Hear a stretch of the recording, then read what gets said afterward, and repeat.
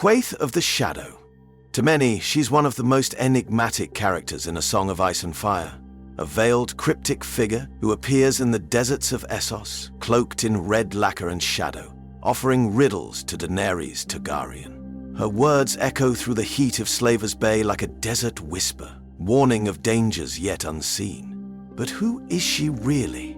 What is her true purpose? And why does she seem so invested in Daenerys' fate? Some believe she is none other than Shiera Seastar, one of the most mysterious and captivating figures from Westeros' distant past.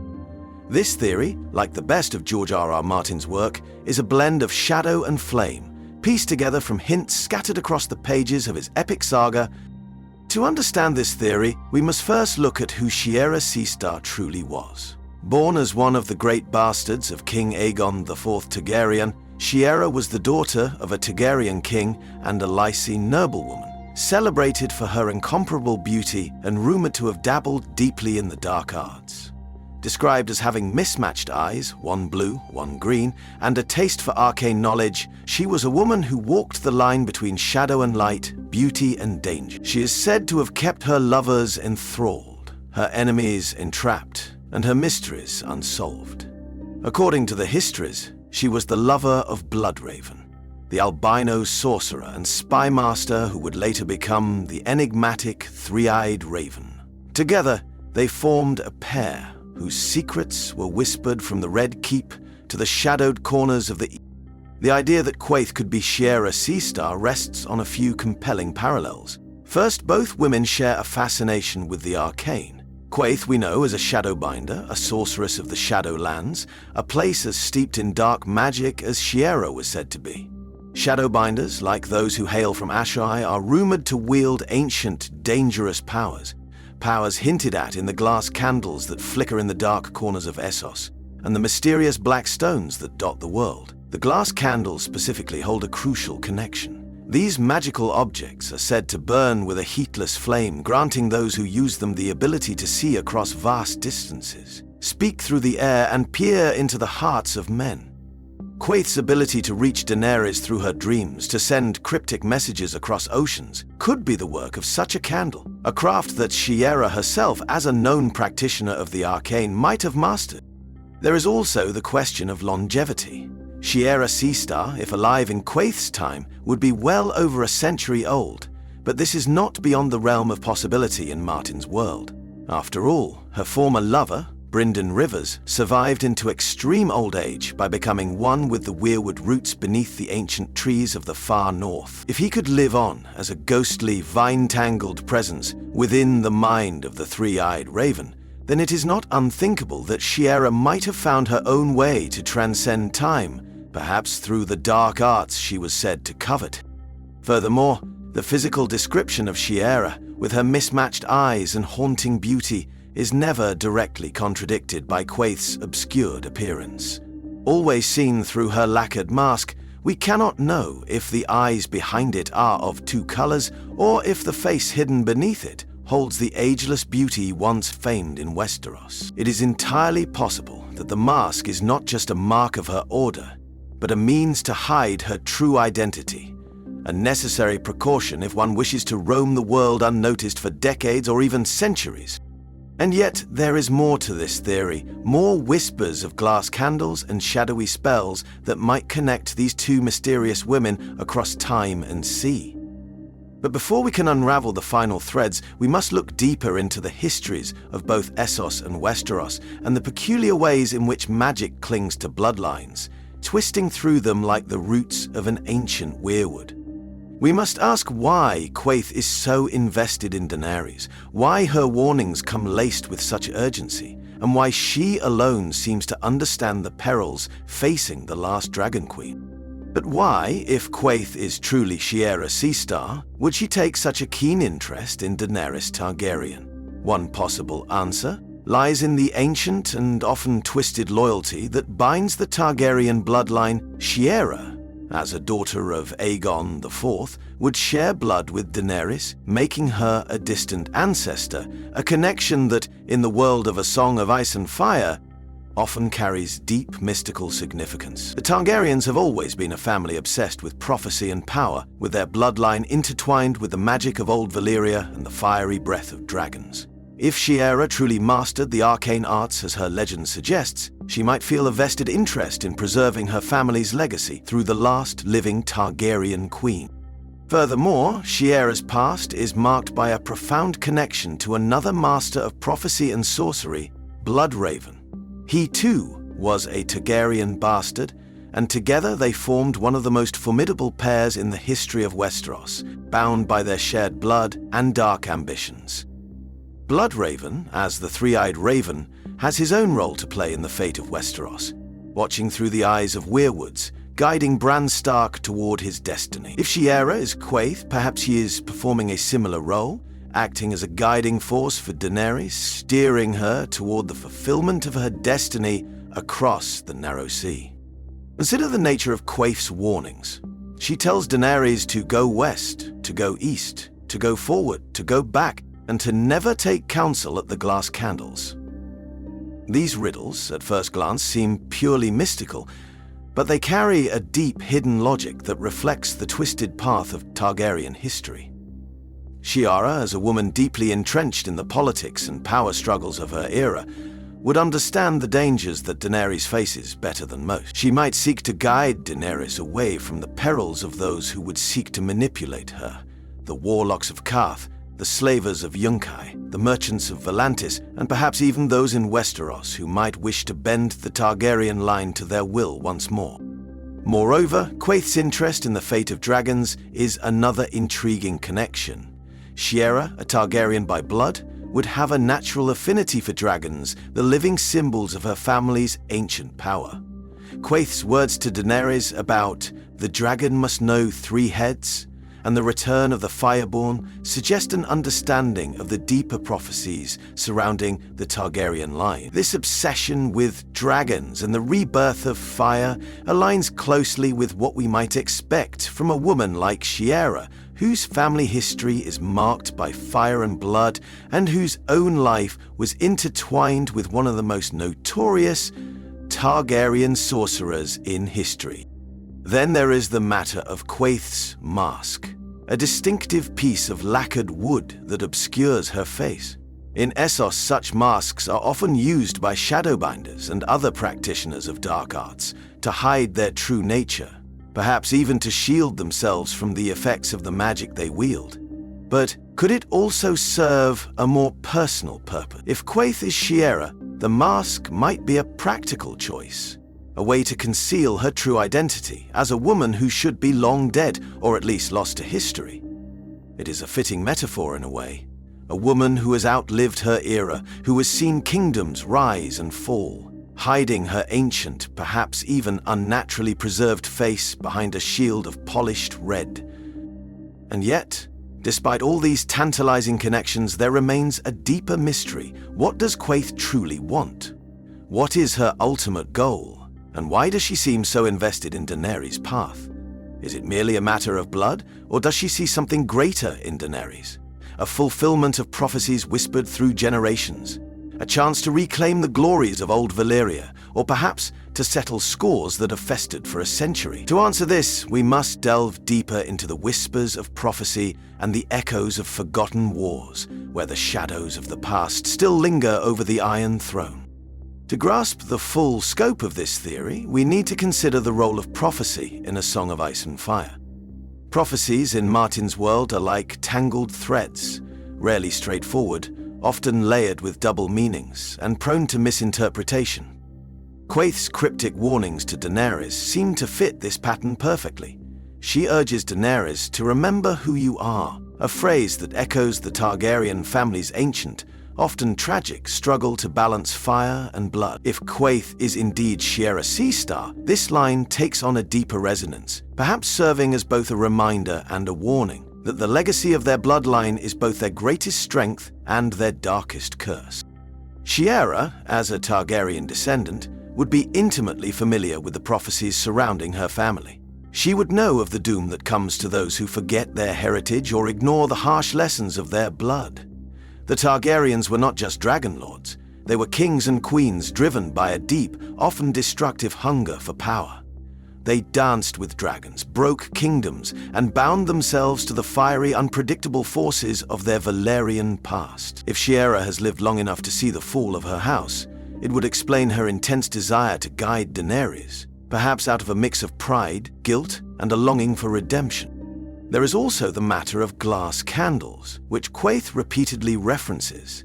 These obsidian candles, crafted by the sorcerers of Valyria, burn with a cold, unnatural flame, allowing those who master them to see across great distances, to communicate across seas, and perhaps even to peer into the future.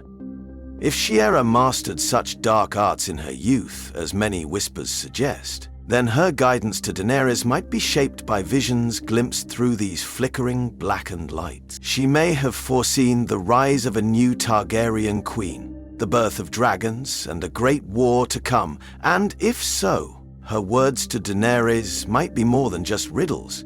They might be the desperate warnings of someone who has seen the end of the world and is trying, against all odds, to steer history away from disaster. And yet, the glass candles also represent a danger. They are not just tools, but symbols of Valyria's hubris, the very pride that led to the doom. By warning Daenerys to never take counsel at the glass candles, Quaithe might be cautioning her against the allure of dark magic, the same power that once consumed her ancestors. This warning, if coming from Shiera, would carry the weight of personal experience, the advice of a woman who once dabbled in dangerous forces herself, and who perhaps paid a terrible price for her knowledge. This brings us to one of the most intriguing aspects of the theory: the question of motivation. If Quaithe is Shiera, then her interest in Daenerys might not be purely selfless. She might see in Daenerys a chance to redeem her own legacy, to correct the failures of her bloodline, or even to regain the power she once wielded. After all, Shiera's lover, Bloodraven, found a way to extend his life and influence through the Weirwood network, becoming a spectral presence capable of shaping the fates of kings and queens from afar. Perhaps Shiera seeks a similar immortality not through trees, but through fire and shadow, through the blood of dragons and the flames of rebirth. But there is also a darker possibility. What if Quaithe's guidance is not meant to help Daenerys, but to use her? What if her cryptic words are less a path to power than a carefully laid trap, steering the last Targaryen toward a fate that will serve Shiera's own hidden goals? If Shiera has lived for over a century, she may have grown more than just wise. She may have grown cunning, cold, and willing to sacrifice even her own kin for the sake of a greater, darker purpose. If Quaithe is truly Shiera Seastar, her motives might extend far beyond mere guidance. In the world of A Song of Ice and Fire, power often comes at a price, and those who seek to master the shadows rarely emerge unscathed.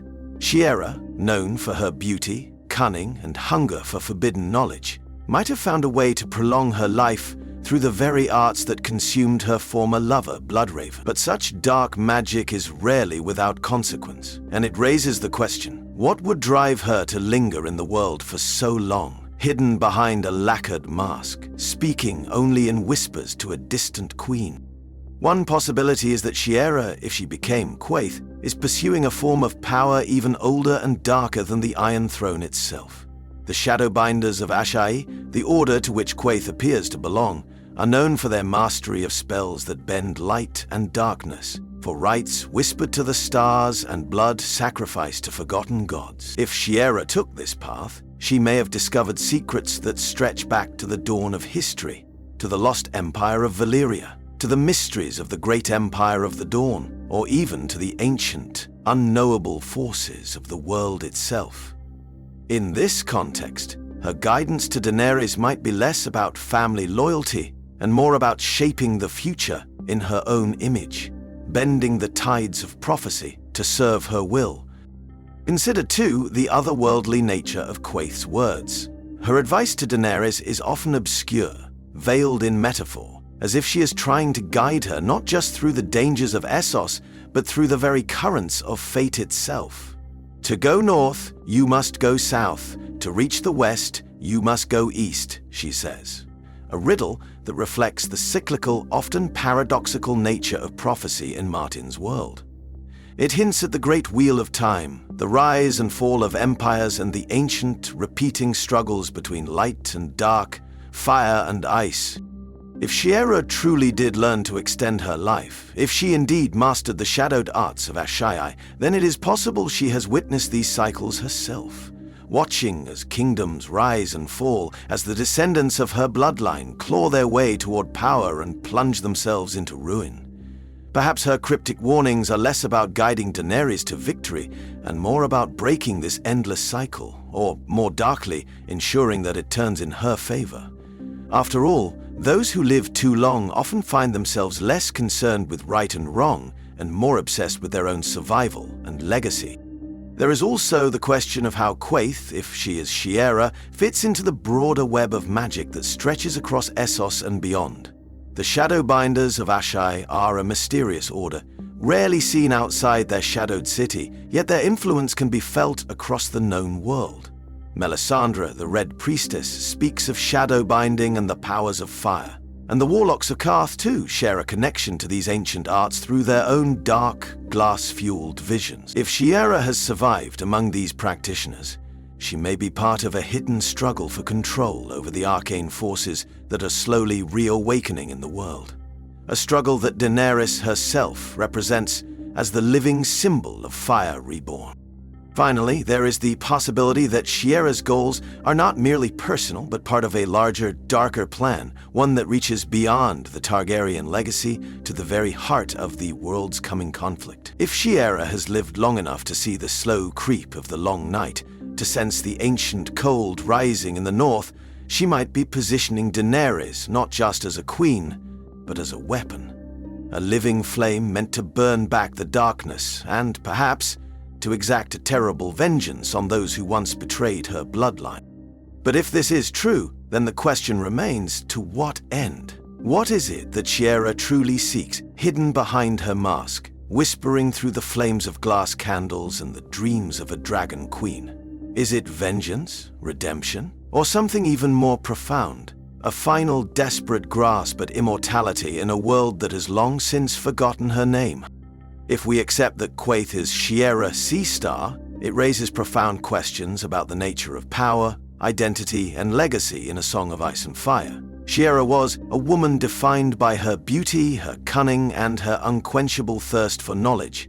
A woman who, like the Targaryens themselves, walked the fine line between brilliance and madness. If she truly extended her life through the dark arts of Asshai, then her role in Daenerys' story might be both a warning and a mirror, reflecting the dangers of pursuing power at any cost.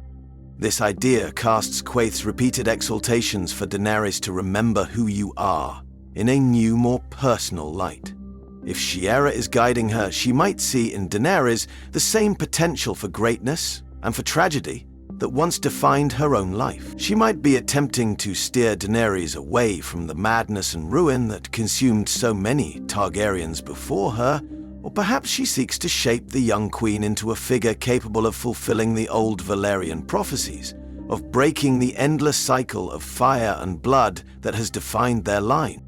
Yet there is a darker possibility. If Shiera has lingered this long, if she has watched the world change and crumble around her, she might have become something far more dangerous. A creature not just of blood and ambition, but of pure, undying will. In this light, her guidance to Daenerys might be less about saving her and more about molding her into a weapon, a living flame meant to burn away the shadows of the past and reshape the world in Shiera's image. Perhaps Quaithe is not merely a guide, but a puppet master, pulling the strings of prophecy and fate to serve her own hidden ends. And what of the mask? If Shiera is hiding behind the lacquered face of Quaithe, then it serves as more than just a physical disguise. It is a symbol of the shadows she has embraced, the secrets she has buried, and the humanity she may have left behind. It marks her as a ghost of the past, a relic of a forgotten age, clinging to power through deception and artifice. In this, she mirrors the Targaryens themselves, a house that has always been haunted by its own history, forever struggling to balance the fire of its birthright against the madness of its blood. In the end, if this theory is true, it transforms Quaithe from a mere side character into one of the most complex figures in Martin's saga, a woman who has transcended death itself to guide or perhaps manipulate the last of her kin. It would make her not just a forgotten sorceress, but a living embodiment of the Targaryen curse, the fire that refuses to die, the shadow that lingers long after the flame has guttered out. But as with all great mysteries in A Song of Ice and Fire, we may never know for sure. Martin's world is one of echoes and reflections, of hidden histories and forgotten names, where the truth is often as elusive as the shadows cast by a flickering, heatless flame. Whether Quaithe is Shiera Seastar or someone even more ancient and unknown, her role in Daenerys' journey remains one of the most haunting, unresolved questions in the saga. A reminder that in this world, as in life, the past is never truly gone. It merely waits, masked and whispering, in the dark corners of memory and fire